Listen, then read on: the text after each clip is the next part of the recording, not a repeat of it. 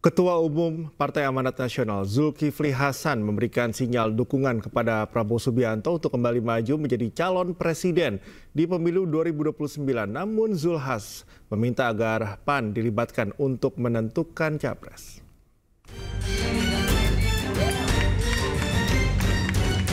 Partai Amanat Nasional menggelar halal bihalal di kantor DPP PAN Jakarta Selatan. Selain mengumumkan struktur kepengurusan DPP PAN 2024-2029, Ketua Umum PAN Zulkifli Hasan memberikan dukungannya kepada Ketua Umum Gerindra Prabowo Subianto untuk kembali maju sebagai capres di pemilu 2029. Namun Zulhas meminta agar PAN dilibatkan dalam penentuan calon wakil presiden. Zulhas juga meminta para kader satu komando agar PAN bisa menjadi 4 besar di pemilu 2029. Buat saya yang paling penting Partai Amanat Nasional jadi 4 besar. Itu yang penting. Ya. Itu sudah menjadi tekad saya, saudara. Dan tekad kita semuanya. Saya juga sampaikan kepada Pak Prabowo, yang penting buat saya Pak, partai saya besar. Itu yang paling penting. Kalau capres silakan, kalau wapres kita bicara. Kader Gerindra diketahui telah berkoalisi selama 15 tahun sebelum memenangkan Pilpres pada tahun 2024. Zulhas berharap koalisi ini bisa berlanjut hingga 2037 bahkan 2045. Pemirsa, kita ulas informasi pagi hari ini terkait dengan puluhan pemuda nekat gelar aksi balap liar di Jalan Sisingamaraja, Kebayoran Baru, Jakarta Selatan pada Minggu dini hari. Balap liar digelar dekat dengan markas Barreskrim Polri, namun saat kejadian tak ada polisi yang bertugas.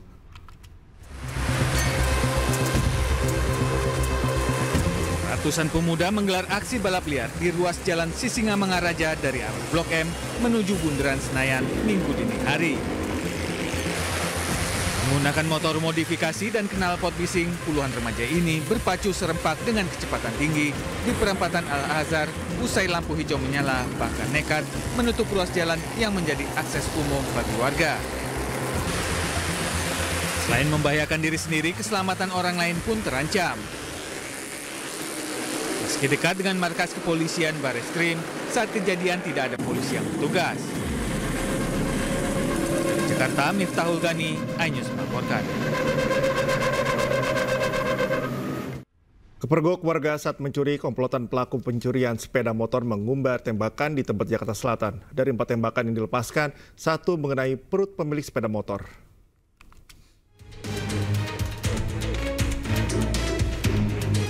CCTV merekam aksi saat 2 dari 3 komplotan pencuri menggasak 2 sepeda motor yang terparkir di Gang Merpati 4, Menteng Dalam, Tebet, Jakarta Selatan. Namun saat pelaku hendak membawa kabur sepeda motor yang sudah dijebol kuncinya, pemilik motor langsung berteriak dan mengejar.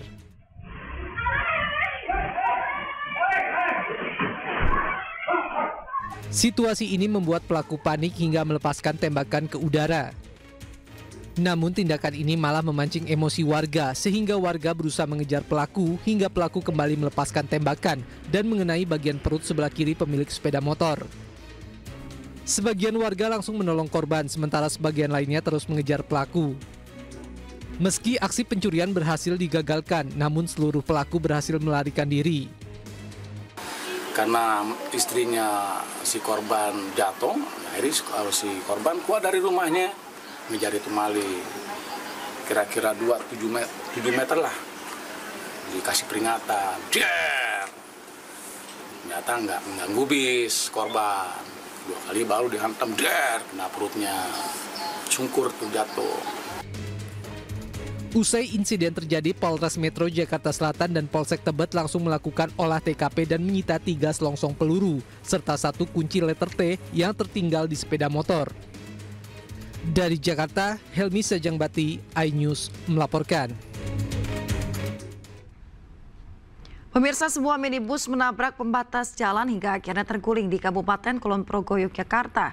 Akibat kejadian tersebut, 7 orang terluka, 2 diantaranya anak-anak.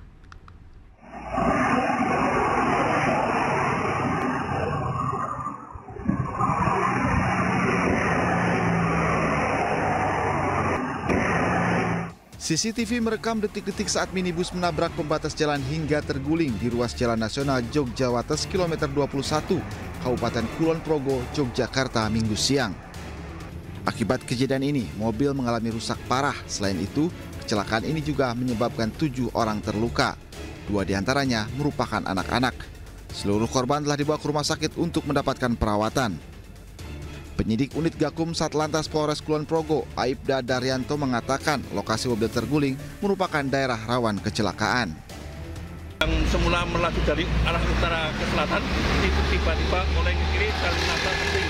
Untuk korban sementara masih di jalan rumah sakit, untuk kronologi masih kita dalami. Ini lokasinya di jalan mana, Pak? Jalan Jogjawates KM 21 dekat Tun Latifah.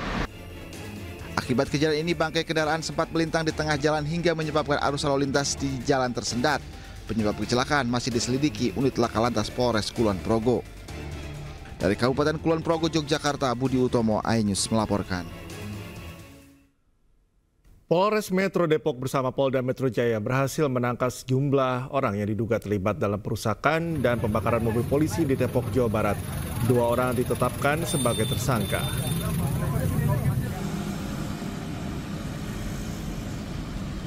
Terduga pelaku membakar mobil polisi di kawasan Bojong, Pondok Terong, Pancoran Mas, Kota Depok. Penangkapan pelaku mendapat pengawalan ketat. Polisi menegaskan akan menindak tegas pelaku tanpa memandang latar belakang atau kelompok tertentu. 2 orang diantaranya telah ditetapkan sebagai tersangka, sementara sejumlah orang lainnya masih menjalani pemeriksaan intensif oleh penyidik. Dalam kejadian yang kemarin, perintah jelas dari Bapak Kapolri untuk melakukan tindakan tegas terhadap siapapun yang melakukan pelanggaran hukum, apakah ormas manapun, semua sama di mata hukum. Dan untuk proses hukum sementara berjalan, secara detail nanti akan kami sampaikan, karena ini juga mendapat backup langsung dari Polda Metro Jaya. Ada 2 tersangka yang sudah ditetapkan sebagai tersangka. Pemirsa, sebelumnya 3 mobil polisi dibakar massa saat menangkap seorang pelaku penyerobotan lahan dan kepemilikan senjata api di Depok, Jawa Barat. Massa tidak terima terlapor ditangkap dan langsung membakar mobil.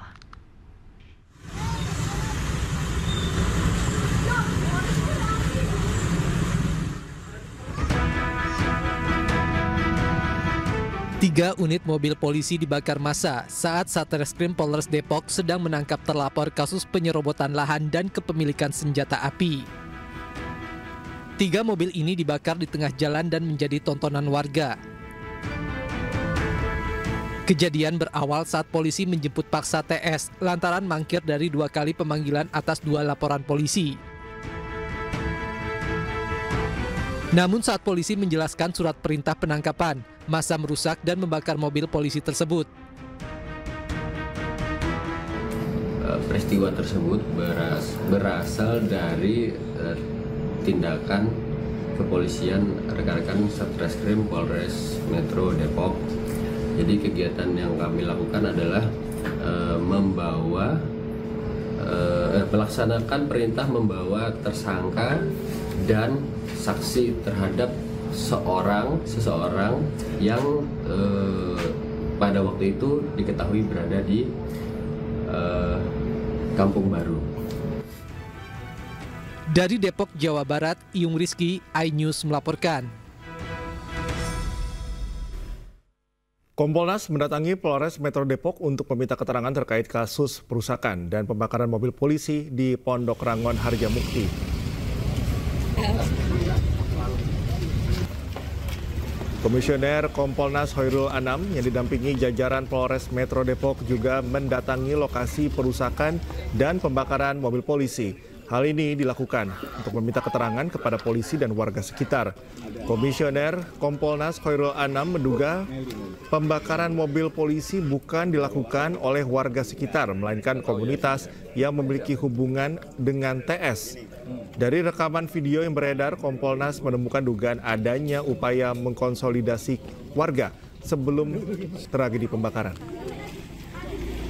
Yang penting adalah ini juga kita cek jarak dan sebagainya, dan upaya yang dilakukan. Upaya yang dilakukan salah satunya memang sejak awal mengatakan bahwa kami polisi, kami melakukan penangkapan dan sebagainya, bahwa itu juga kita cek ternyata dengan situasi kayak begini, ya reaksi juga warga tadi itu menandakan memang declare bahwa ini ada aksi penegakan hukum semakin jelas dan semakin terang.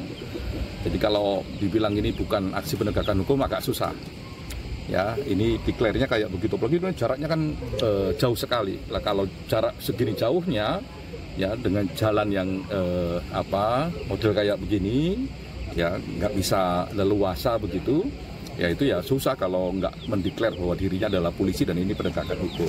Dan itu penting. Jadi sejak awal memang dinyatakan ini fungsi penegakan hukum dan harusnya memang patuh di situ. Anda kembali di News Pagi, pemirsa. Ribuan umat Kristiani di Kabupaten Mamasa, Sulawesi Barat memadati ruas jalan dalam pawai obor Paskah yang digelar pada Minggu malam. Tradisi tahunan tersebut menjadi bagian dari perayaan Paskah yang diikuti mulai dari anak-anak hingga orang dewasa dengan menyusuri jalan sejauh 3 km.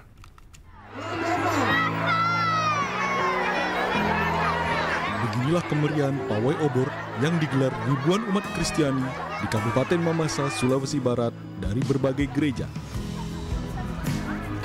Kegiatan ini merupakan bagian dari rangkaian perayaan Paskah tahun 2025 yang telah menjadi tradisi tahunan. Pawai obor ini dimaknai sebagai simbol harapan dan semangat baru bagi warga Mamasa dalam menyambut Hari Paskah. Itu kita akan mengadakan bulan Mamasa-Mamase, dan salah satu kegiatannya ini adalah pelaksanaan karnaval obor. Harapan kita mudah-mudahan tahun depan akan dilaksanakan lagi, tetapi skalanya lebih besar. Seluruh rangkaian kegiatan ini mendapat pengawalan ketat dari aparat keamanan gabungan, baik dari Kepolisian Resort Mamasa maupun TNI.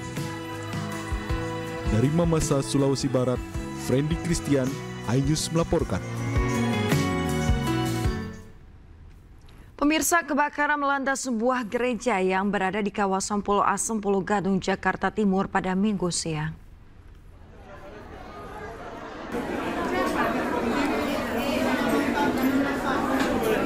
Kebakaran yang berada di lantai 2 gereja terjadi saat jemaat gereja sedang menjalankan ibadah Paskah. Sejumlah jemaat yang panik sempat berusaha memadamkan api dengan alat seadanya. Belum diketahui penyebab kebakaran ini, namun diduga akibat korsleting listrik. Kebakaran akhirnya berhasil dipadamkan dengan menurunkan 5 unit mobil pemadam kebakaran.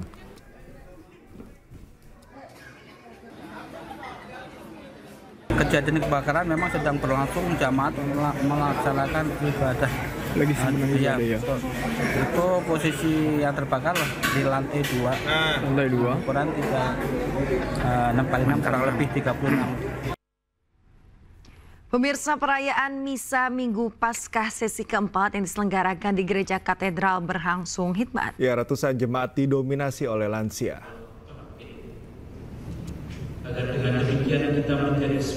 Ibadah Misa Minggu Paskah sesi 4 dimulai pukul 18.00 waktu Indonesia Barat. Misa dipimpin langsung oleh Romo Makarius Maharsono Probo dan digelar secara online dan offline. Adapun Misa Paskah 2025 bertema kepedulian lebih kepada saudara yang lemah dan miskin, yakni berarti memberikan perhatian khusus kepada mereka yang paling membutuhkan. Misa ini juga merupakan puncak dari rangkaian Tri Hari Suci yang menjadi momen sakral bagi umat Katolik dan Kristen di seluruh dunia.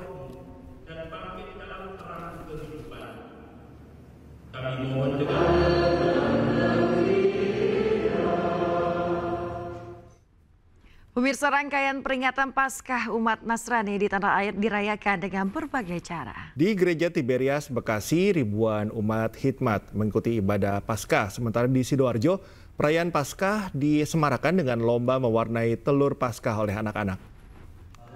Kematian, Tuhan Yesus mengajar jalan menuju. Ribuan umat Nasrani hikmat mengikuti perayaan Paskah 2025 di Gereja Tiberias Bekasi Town Square dengan pembagian 6 sesi acara. Perayaan Paskah kali ini juga turut dihadiri oleh Wali Kota Bekasi Tri Adianto. Momentum Paskah ini untuk kebangkitan bagi seluruh masyarakat Indonesia yang tengah menghadapi tantangan ekonomi.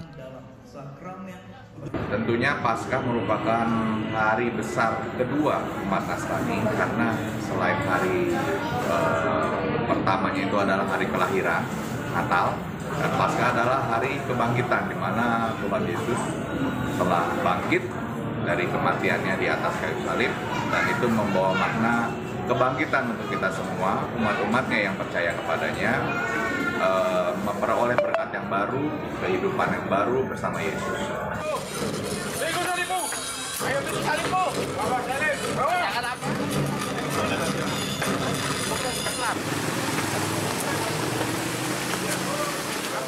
Di Boyolali, Jawa Timur, meski diguyur hujan, seluruh peserta dari Gereja Sidang Jemaat Allah Immanuel antusias menelusuri jalan utama sejauh 1 km.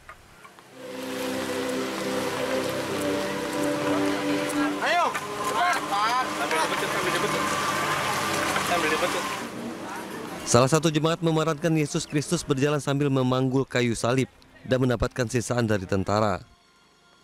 Visualisasi ini untuk menyampaikan kepada umat pengorbanan Yesus dalam menebus dosa setiap orang yang percaya kepadanya. Supaya orang-orang lebih mudah untuk mengerti harapannya, mengerti pengorbanan Tuhan Yesus untuk kami semua orang yang berdosa ini.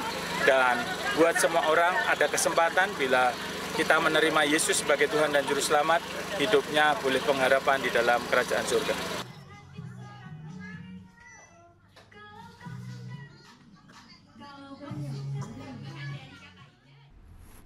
Pemirsa, selamat menaikkan ibadah subuh untuk Anda yang berada di wilayah Jakarta dan sekitarnya. Kita kembali di iNews Pagi.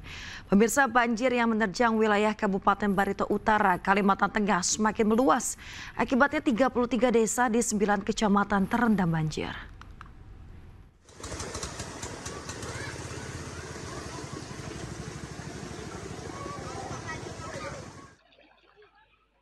Intensitas hujan yang tinggi di wilayah hulu membuat air Sungai Barito, Sungai Tewei, Sungai Lahe, dan Sungai Montalat di Kabupaten Barito Utara, Kalimantan Tengah meluap. Akibatnya, akses jalan terputus dan pusat perekonomian lumpuh. Data dari BPBD Barito Utara, sebanyak 53.655 jiwa yang tersebar di 9 kecamatan terdampak banjir. Selain itu, terdapat 9.332 bangunan yang terendam air. KK yang terdampak itu sekitar 17.000. Tapi kita masih mengupdate data terus. Jadi untuk wilayah-wilayah yang terdampak itu di daerah bantaran sungai, karena wilayah Barito Utara ini hampir antara 70-80% wilayah desa dan kelurahan itu berada di bantaran sungai.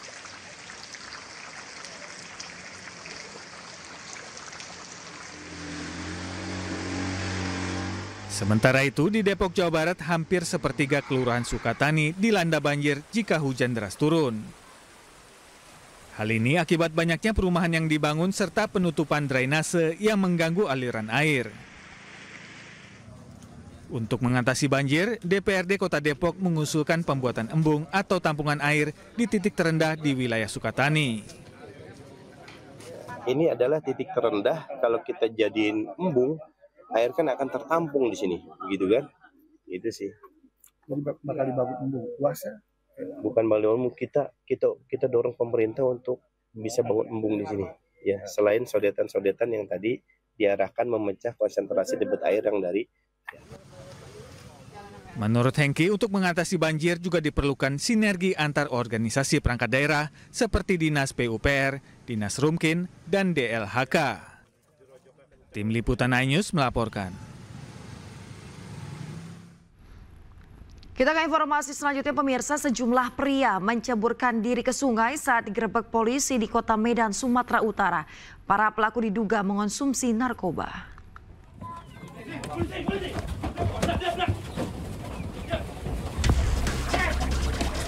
Polisi menggerebek 2 sarang narkoba di Jalan Siswono, Parman, Kota Medan di bawah permukiman padat penduduk yang letaknya persis di pinggir sungai.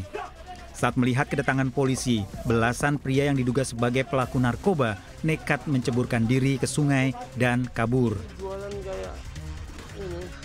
Sementara lainnya ditangkap polisi dan diamankan barang bukti alat isap serta sisa narkoba yang baru digunakan. Pada saat penggerebekan ini karena situasi tempatnya memang cukup tersembunyi dan aksesnya cuma satu jalan, jadi pada saat anggota kita masuk ke dalam, beberapa kurang lebih ada sekitar 10 orang melompat ke sungai. Polisi akan melakukan patroli lanjutan untuk mengantisipasi peredaran narkoba di Kota Medan. Dari Kota Medan, Sumatera Utara, Adi Palapa Harahap, iNews melaporkan.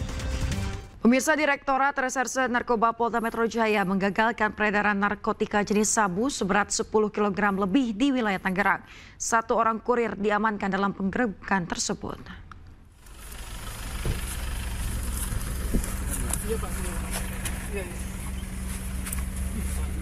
Penggerebekan yang dilakukan oleh Subdit 3 Direktorat Narkoba Polda Metro Jaya terhadap terduga kurir narkoba terjadi di pinggir jalan raya di kawasan Tangerang, Banten.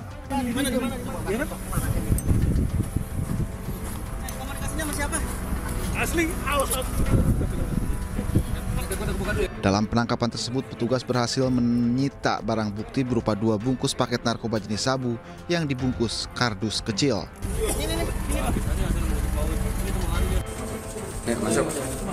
Masuk, terus barangnya taruh mana silakan di ini sendiri. Usai melakukan interogasi, petugas langsung melakukan pengembangan dan membawa pelaku ke lokasi penyimpanan narkoba. Disaksiin, Bapak.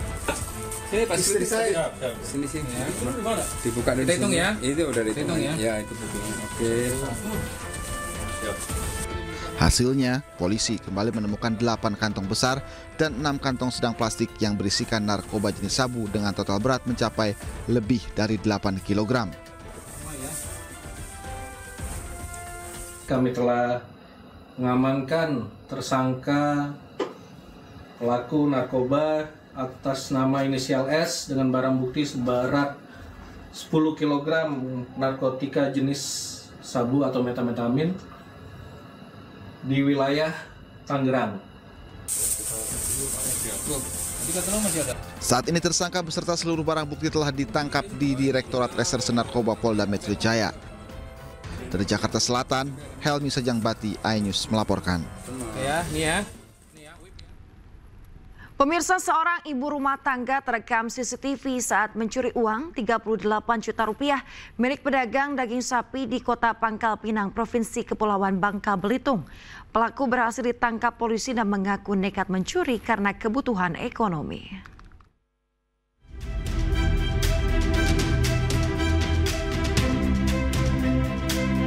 Inilah video CCTV merekam detik seorang ibu rumah tangga bernama Yuli mencuri segebok uang di dalam kantong plastik milik pedagang daging sapi di Pasar Pembangunan Kota Pangkal Pinang, Provinsi Bangka Belitung. Aksi nekat pelaku dilakukan saat pedagang daging sapi sedang sibuk melayani pembeli.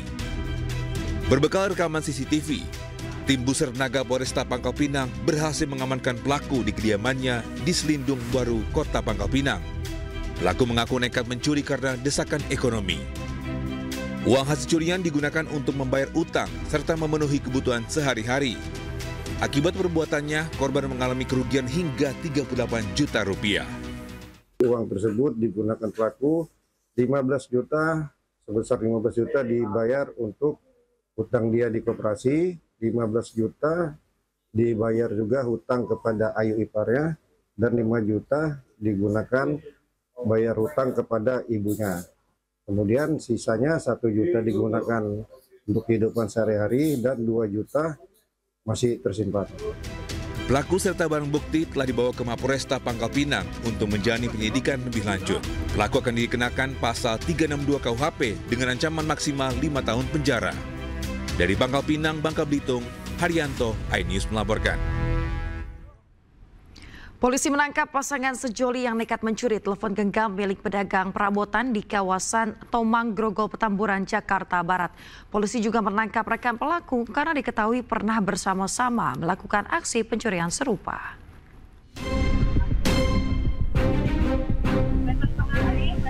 Inilah video viral saat pasangan sejoli mencuri HP milik pedagang perabotan di kawasan Grogol, Petamburan, Jakarta Barat. Mendapat laporan, anggota Subdit Resmob di Reskrimum Polda Metro Jaya langsung bergerak cepat, melakukan penyelidikan dan menangkap sejoli berinisial TW dan SH. Selain menangkap pasangan sejoli, Polisi juga menangkap rekannya berinisial NS karena diketahui pernah bersama para pelaku melakukan aksi pencurian serupa. Di mana TKP kejadian yaitu berada di toko perabotan dengan modus dia pura-pura membeli barang-barang perabotan berupa karpet. Setelah itu ketika penjualnya lengah, dia mencuri handphone yang ada di TKP. Untuk TKP-nya saat ini ada 2 TKP yang sama-sama berada di Grogol Petamburan.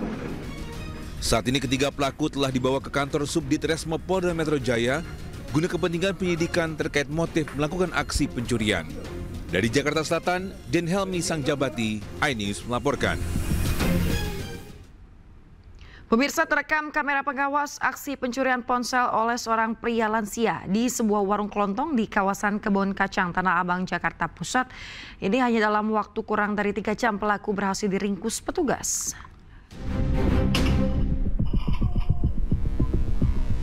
Berpura-pura berbelanja, seorang pria lanjut usia mencuri sebuah ponsel yang tergeletak di atas etalase warung kelontong. Pelaku kemudian pergi meninggalkan warung dengan mengantongi ponsel curiannya. Aksi pencurian ini terjadi di sebuah warung kelontong di Jalan Kebon Kacang, Tanah Abang, Jakarta Pusat. Melalui video rekaman kamera pengawas yang viral di media sosial, polisi dari unit Reskrim Polsek Metro Tanah Abang langsung bergerak cepat. Kurang dari 3 jam, pelaku akhirnya berhasil diringkus saat tengah bersantai di sebuah warung kopi di kawasan Jatibundel, Tanah Abang. Pelaku yang berprofesi sebagai juru parkir liar itu mengaku telah menjual ponsel curian tersebut seharga Rp700.000. Ia sengaja mencuri lantaran butuh uang untuk membayar tunggakan kontrakan. Pada saat dia sebenarnya belanja ke warung, dengan ada kesempatan melihat satu buah handphone milik korban di atas etalase, dia dengan cepatnya mengamankan handphone tersebut di bawah, sehingga dia langsung kabur dari tempat itu. Nah, ponselnya itu dijual atau dibuat untuk dipakai? Dijual. Seharga berapa, uangnya untuk apa? Seharga ditukar Rp700.000. Akibat perbuatannya, pelaku dijerat pasal 363 KUHP tentang pencurian dengan ancaman hukuman 5 tahun penjara. Dari Jakarta, Rani Sanjaya, iNews melaporkan. Pemirsa, kakak beradik babak belur diamuk warga setelah kedapatan mencuri sapi di Kabupaten Buton Tengah, Sulawesi Tenggara. Warga yang tersulut emosi juga membakar mobil pickup milik pelaku.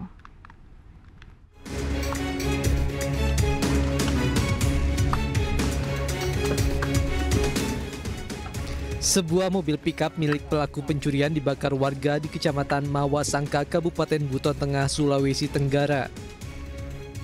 2 pelaku pencurian berinisial SR dan SS yang merupakan kakak adik diamuk warga karena kedapatan mencuri sapi milik warga.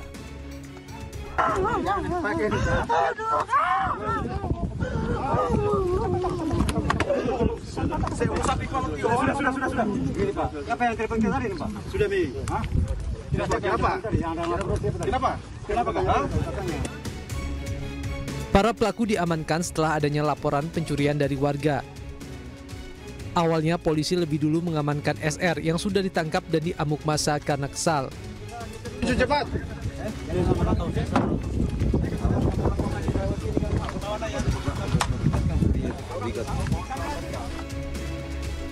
Kemudian petugas mengamankan SS yang kabur saat terpergok warga.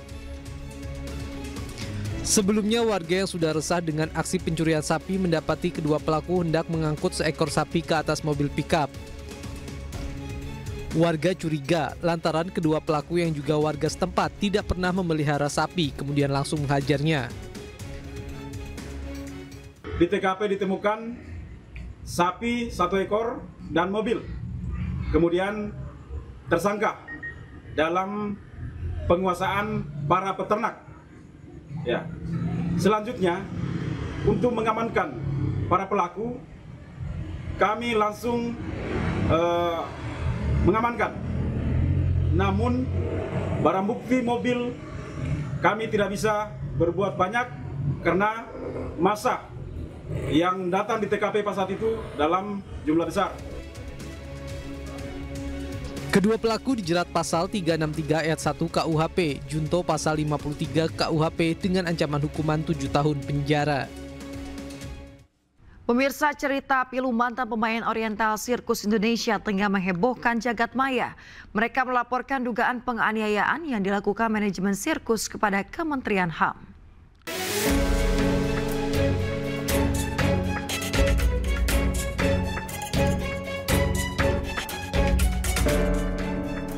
Sejumlah foto pemain sirkus Oriental Indonesia yang diambil sekitar tahun 70-an hingga tahun 80-an saat ini beredar di masyarakat.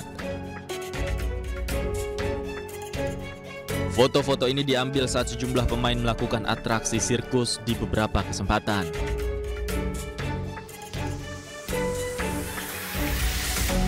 Ada juga sebuah foto yang bertuliskan curahan hati salah satu pemainnya yang jatuh saat atraksi dan sempat tidak sadarkan diri selama beberapa jam.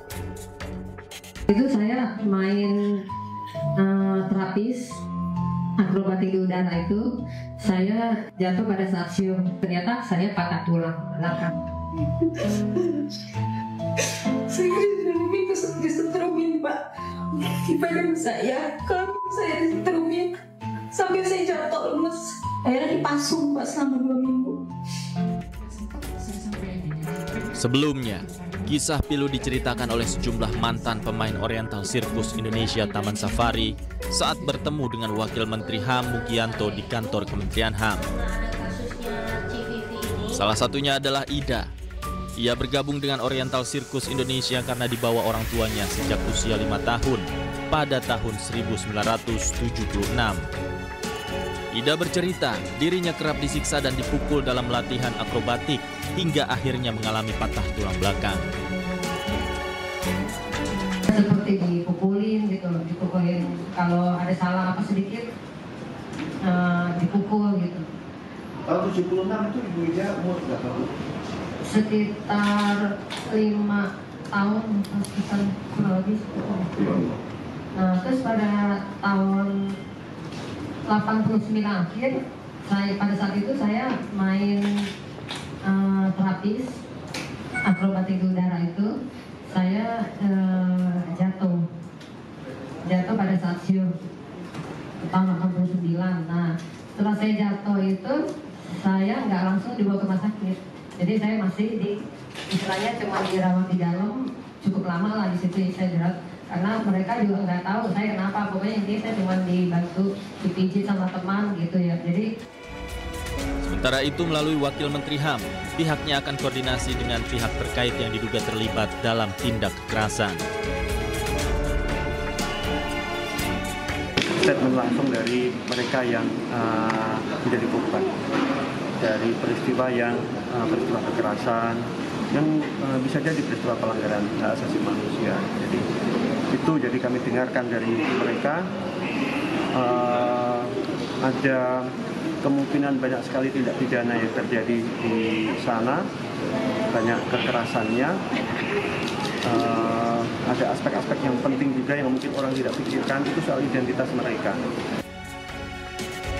Jika terbukti ada indikasi pelanggaran HAM yang dilakukan pihak Taman Safari, Kementerian HAM berjanji akan menindaklanjuti sesuai dengan hukum yang berlaku.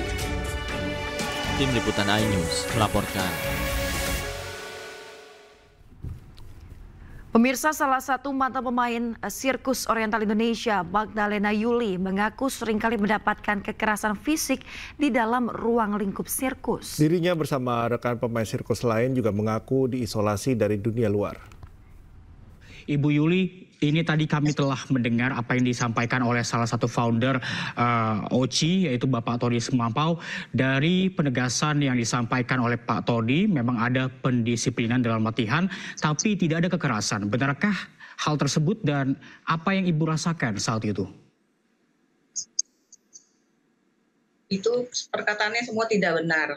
Jadi kami memang merasakan kekerasan. Jadi setiap latihan, dalam pertunjukan pun kalau salah atau apa gitu kita selalu dipukul dengan kekerasan. Baik, berarti ada kekerasan yang dialami oleh Ibu dan juga beberapa korban lainnya, Bu ya. Apa saja Bu kekerasannya? Ya seperti gini, Seperti misalkan kita salah dalam pertunjukan, masuk kita langsung dipukuli, hajar. Kadang sampai bibir berdarah, seperti itu. Kalau penonton itu kan memang mereka membayar masuk untuk menonton kami kan. Tapi kalau untuk keseharian kami, memang kami terisolasi dengan orang luar karena itu kan dipagar. Kita dengan karyawan pun kita tidak boleh berbicara. Dalam latihan itu kita ditutup tendanya, karyawan pun nggak boleh lihat. Kami dipukul, kamu diapain tuh karyawan nggak boleh lihat gitu. Untuk isolasi dari dunia luar, meskipun saat terjadi sirkus ini, apakah saat selesai sirkus ini seluruh pemain sirkus ini dikumpulkan dalam satu lokasi tertentu, Ibu? Ya benar, kita ruang lingkupnya cuma di dalam lingkungan sirkus itu aja, nggak boleh keluar. Kita keluar pun kita dipukulin, kita kenalan aja sama orang kita dipukulin, nggak boleh. Sementara itu, Vice President Taman Safari Indonesia Barata Mardi Kusno mengungkapkan pihaknya pernah menerima somasi dari mantan pemain sirkus yang menuntut pertanggungjawaban dengan nilai mencapai 3,1 miliar rupiah. Founder Oriental Circus Indonesia sekaligus Komisaris Taman Safari Indonesia Tommy Sumampau membantah adanya penganiayaan dan menduga ada provokator yang sengaja menggiring mantan pemain sirkus untuk membuat narasi negatif. Pendisiplinan itu kan dalam pelatihan ya, pasti ada. Saya harus akui pasti ada. Cuma kalau pakai dipukul, pakai besi, pakai apa, nggak mungkin lah. Kalau nanti dia luka malah dia nggak bisa atraksikan gitu ya. Justru kita bisa lihat dari foto-foto mereka kan tidak ada rasa tertekan gitu ya. Tidak ada rasa tertekan dan mereka sangat-sangat happy gitu. Itu satu. Nah kedua berkaitan dengan apa tadi yang disebut penyiksaan itu ya, itu kan hanya membuat sensasi supaya yang dengar wah serius gitu ya. Kalau benar-benar apakah benar seperti itu ya, itu juga kan sangat tidak dimasuk di akal gitu ya perbuatan itu. Meminta mereka untuk terisolasi dari dunia luar itu gimana Pak Tony? Di sirkus nggak mungkin lah ya, sirkus kan pagarnya cuma 1 meter gitu ya, bagaimana isolasi? Nggak bisa juga. Kan sirkus itu bebas ya, malah anak-anak itu kan biasa bantu. Kalau ada filmnya bisa dilihat waktu sirkus berjalan tuh ada tuh, ya anak-anak kan bantu ini, bantu itu gitu ya, bantu pengunjung, bantu apa, melayani gitu kan, seperti itu. Jadi nggak bisa diisolasi kalau sirkus, karena keluar masuknya pengunjung kan banyak ya, nggak bisa kita cegah. Jadi sulit sekali. Ada sosok provokasinya gitu loh yang menciptakan ini. Mengandung unsur kebohongan, ada rencana upaya hukum untuk terkait dengan kasus ini Pak Tony? Kalau terhadap anak-anak kasihan lah ya mereka ya, karena saya pikir tapi kepada provokatornya itu harusnya kita harus bisa. Artinya lagi mengupayakan upaya hukum? Iya, kita akan upayakan itu. Tapi terhadap anak-anak ya kayak anak sendiri lah ya, bagaimana dia bicara juga kan kita harus sadar mereka memang dibawa ke arahnya ke situ kan gitu ya. Pasti mereka akan sadar nanti kan gitu. Ya. Pak, kalau untuk pembicaraan dengan Kementerian HAM kan kemarin mereka bilang minggu ini ya mau ngobrol dengan... Saya malah belum tahu, saya dengar gitu ya, bukan ke saya mungkin ya. Akan memanggil untuk berdialog. Ya saya belum ada. Saya belum tahu. Oh. Kalau dipanggil mungkin dari Pak Tony sendiri tanggapannya bagaimana Pak? Ya kita siap aja. Pemirsa, pemerintah berencana akan menambah impor komoditas pangan dari Amerika Serikat. Penambahan impor pangan diklaim Menteri Perdagangan Budi Santoso tak mengganggu program swasembada pangan nasional.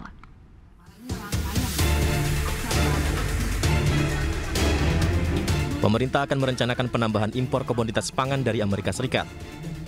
Menteri Perdagangan Budi Santoso memastikan penambahan kuota impor komoditas pangan dari Amerika Serikat tidak akan mengganggu program swasembada pangan nasional.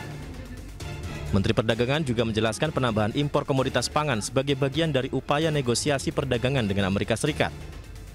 Pemerintah Indonesia berencana meningkatkan impor sejumlah komoditas pangan seperti gandum, kacang kedelai, hingga susu kedelai.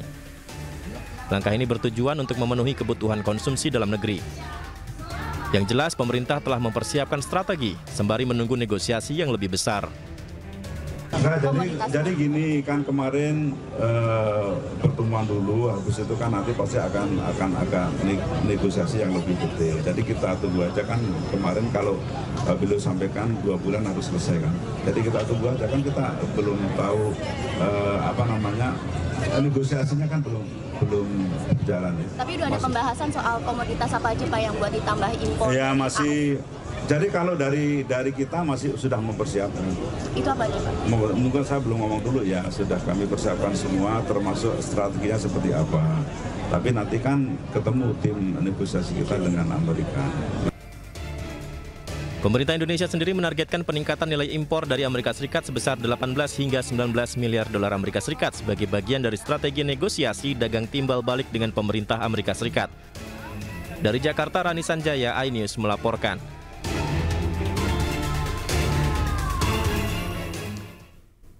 Ketua Umum Partai Amanat Nasional Zulkifli Hasan memberikan sinyal dukungan kepada Prabowo Subianto untuk kembali maju menjadi calon presiden di pemilu 2029. Namun Zulhas meminta agar PAN dilibatkan untuk menentukan capres.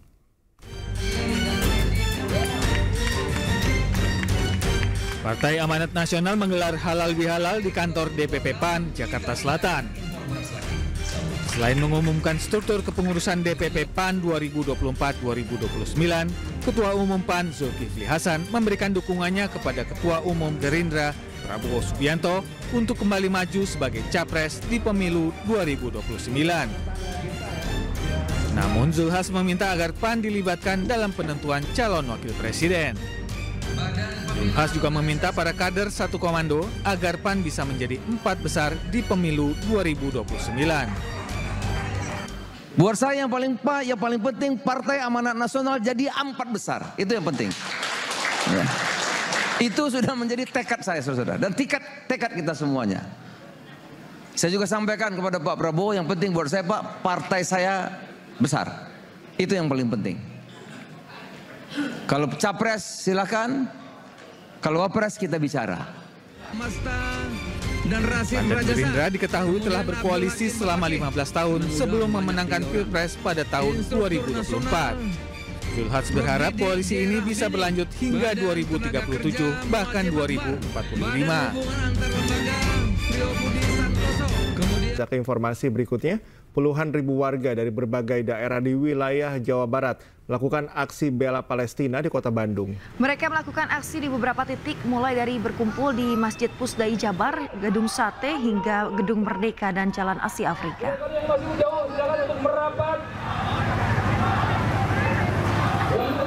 Pemirsa, peserta aksi terlebih dahulu berkumpul di Masjid Pusdai Jabar untuk sholat subuh berjamaah yang selanjutnya bergeser ke Jalan Diponegoro Gedung Sate. Para peserta aksi berasal dari berbagai usia, mulai dari anak-anak, remaja, dewasa hingga lansia. Mereka membawa sejumlah atribut bendera Palestina serta beberapa unit mobil yang digunakan untuk memandu massa aksi. Para peserta di sepanjang aksi menyaksikan atau menyanyikan maksud kami lagu untuk membela Palestina dan juga beberapa di antaranya melakukan aksi teatrikal. Aparat kepolisian juga bertugas mengawal aksi bela Palestina kali ini.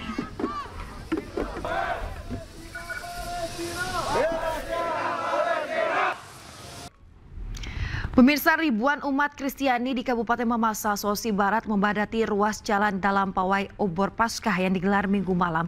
Tradisi tahunan ini menjadi bagian dari perayaan Paskah yang diikuti mulai dari anak-anak hingga orang dewasa dengan menyusuri jalan sejauh 3 km.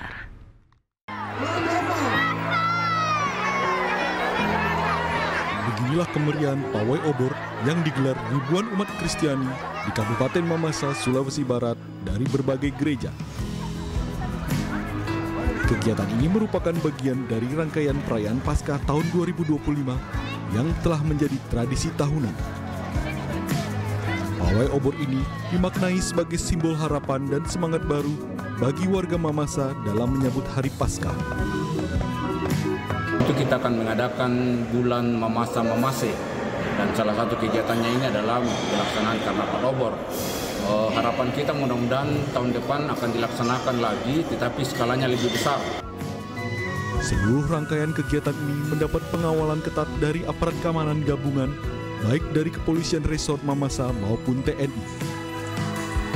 Dari Mamasa, Sulawesi Barat, Frendi Christian, iNews melaporkan. Pemirsa, kebakaran melanda sebuah gereja yang berada di kawasan Pulau Asem, Pulau Gadung, Jakarta Timur pada Minggu siang.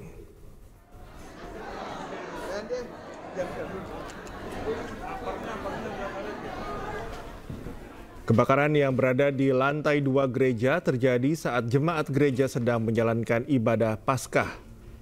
Sejumlah jemaat yang panik sempat berusaha memadamkan api dengan alat seadanya. Belum diketahui penyebab kebakaran ini, namun diduga akibat korsleting listrik.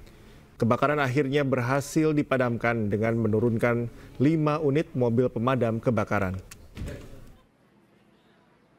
Kejadian kebakaran memang sedang berlangsung, jamaat melaksanakan ibadah. Lagi sebenarnya ya. Itu posisi yang terbakar di lantai 2. Lantai 2. Ukuran 6x6 kurang lebih 36. Pemirsa, perayaan Misa Minggu Paskah sesi keempat yang diselenggarakan di Gereja Katedral berlangsung hikmat. Ratusan jemaat didominasi oleh lansia. Ibadah Misa Minggu Paskah sesi 4 dimulai pukul 18 waktu Indonesia Barat.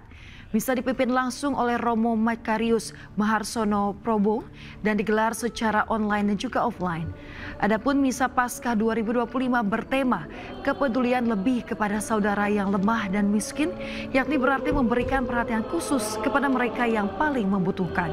Misa ini juga merupakan puncak dari rangkaian Trihari Suci yang menjadi momen sakral bagi umat Katolik dan Kristen di seluruh dunia. Dibantu oleh Roh dan bangkit dalam terang kehidupan. Kami mohon juga. Pemirsa, sebuah pesawat mendarat darurat di Pangandaran, Jawa Barat. Pesawat tersebut mendarat darurat setelah lepas landas sekitar 3 menit.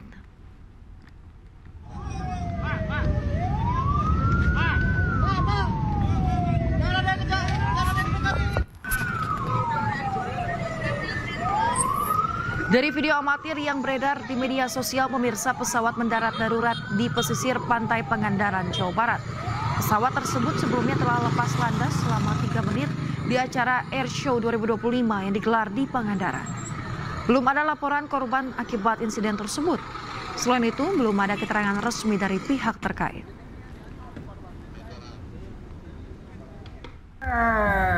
Tepuk tangan.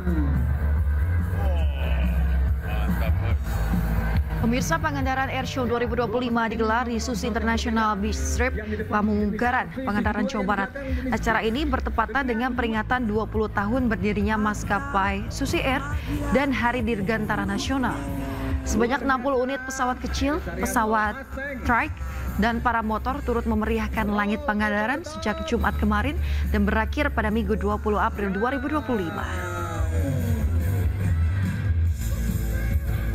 Beliau ini memang luar biasa. Sayapnya ada 2 ya, supaya pesawat ini mudah. Pemirsa, pemerintah berencana akan menambah impor komoditas pangan dari Amerika Serikat. Penambahan impor pangan diklaim Menteri Perdagangan Budi Santoso tak mengganggu program swasembada pangan nasional.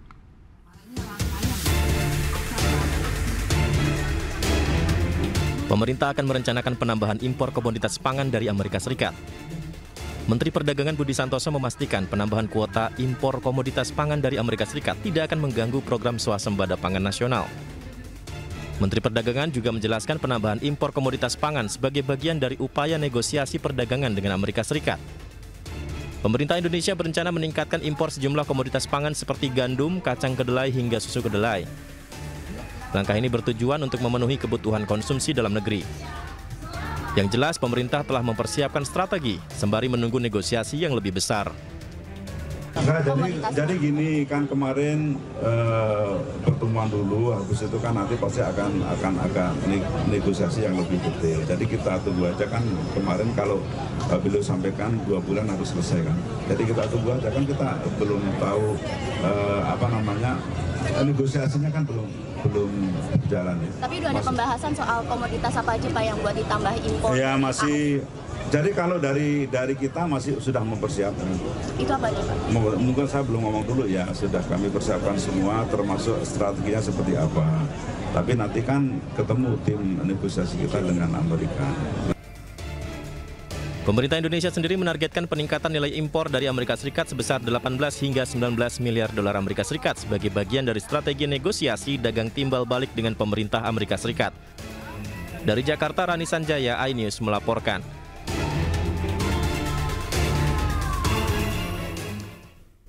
Ketua Umum Partai Amanat Nasional Zulkifli Hasan memberikan sinyal dukungan kepada Prabowo Subianto untuk kembali maju menjadi calon presiden di pemilu 2029. Namun Zulhas meminta agar PAN dilibatkan untuk menentukan capres.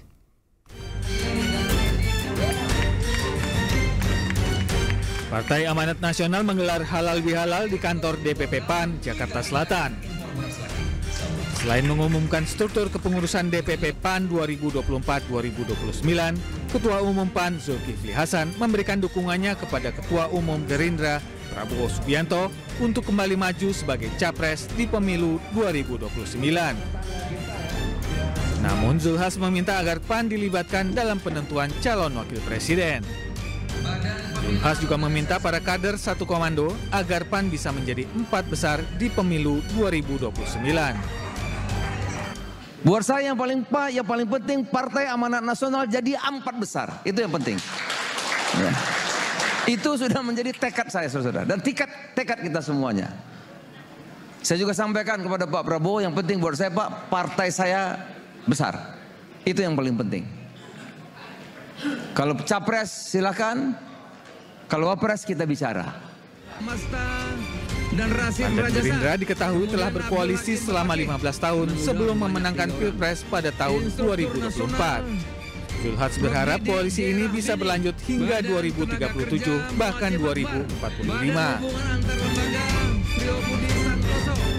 Pemirsa, libur panjang akhir pekan, kawasan wisata Guci di Tegal, Jawa Tengah ramai. Antrian kendaraan pun mengular menuju area pemandian air panas alami.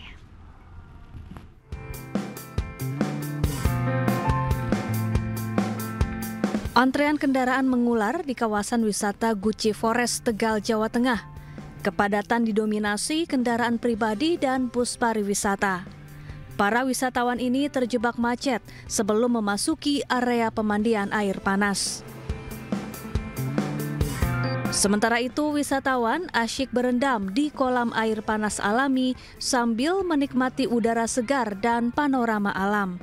Wisatawan mengaku senang menghabiskan waktu berlibur ke Guci karena cuacanya yang sejuk sekaligus bisa melepas penat dengan berenang di air panas.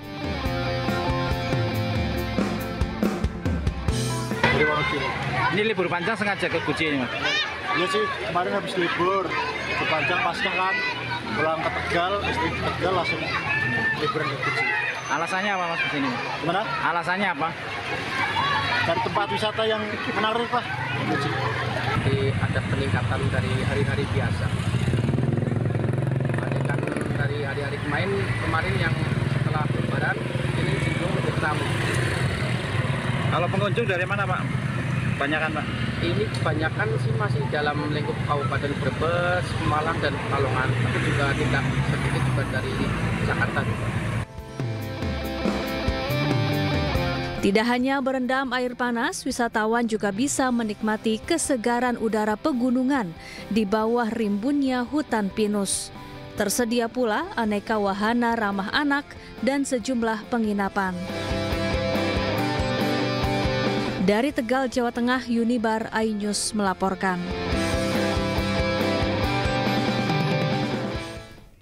Untuk melestarikan budaya Nusantara, sebuah festival silat digelar di Kabupaten Tanah Datar, Sumatera Barat. Festival Pendeka Bataga mengangkat silat harimau sebagai warisan budaya tradisional Minangkabau.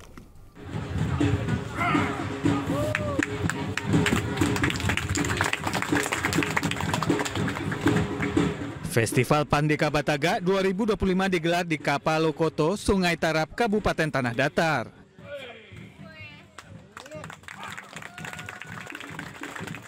Festival ini menampilkan berbagai atraksi silat tradisional khas suku Minangkabau.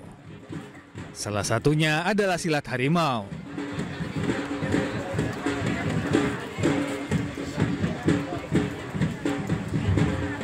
Silat harimau merupakan aliran silat yang dahulunya hanya dipelajari oleh kalangan terbatas.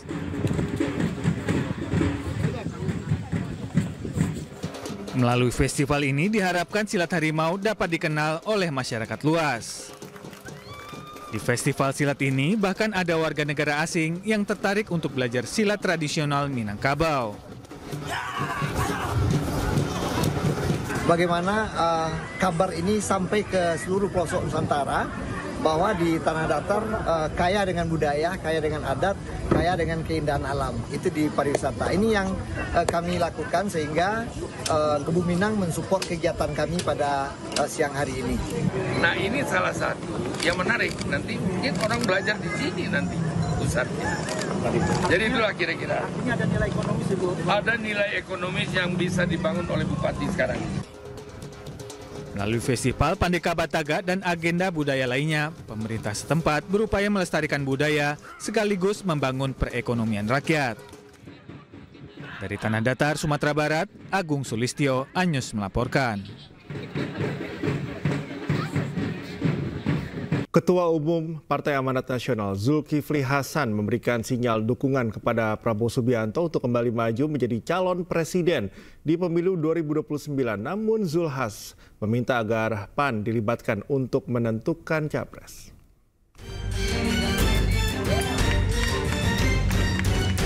Partai Amanat Nasional menggelar halal bihalal di kantor DPP PAN, Jakarta Selatan. Selain mengumumkan struktur kepengurusan DPP PAN 2024-2029, Ketua Umum PAN Zulkifli Hasan memberikan dukungannya kepada Ketua Umum Gerindra Prabowo Subianto untuk kembali maju sebagai capres di pemilu 2029. Namun Zulhas meminta agar PAN dilibatkan dalam penentuan calon wakil presiden. Zulhas juga meminta para kader satu komando agar PAN bisa menjadi 4 besar di pemilu 2029. Buat saya yang paling penting Partai Amanat Nasional jadi 4 besar. Itu yang penting. Ya. Itu sudah menjadi tekad saya, saudara. Dan tekad kita semuanya. Saya juga sampaikan kepada Pak Prabowo, yang penting buat saya Pak, partai saya besar. Itu yang paling penting. Kalau capres silakan, kalau wapres kita bicara. Partai Gerindra diketahui telah berkoalisi selama 15 tahun sebelum memenangkan Pilpres pada tahun 2024. Zulhas berharap koalisi ini bisa berlanjut hingga 2037 bahkan 2045. Pemirsa, ratusan nelayan di desa pinggir Papas, Sumeneb, Jawa Timur menggelar tradisi petik laut. Acara ini digelar sebagai bentuk rasa syukur nelayan kepada Tuhan atas keselamatan dan hasil laut yang melimpah. Dan pemirsa, informasi ini sekaligus menutup iNews pagi hari ini. Temukan informasi-informasi terbaru lainnya di www.inews.id. Cuplikan tayangan berita iNews dapat Anda saksikan di kanal YouTube @officialinews. Dan mewakili kerabat kerja yang bertugas, saya Cikal Mutazam. Saya Ismet Ania pamit undur diri. Pemirsa, terima kasih, selamat pagi dan sampai jumpa.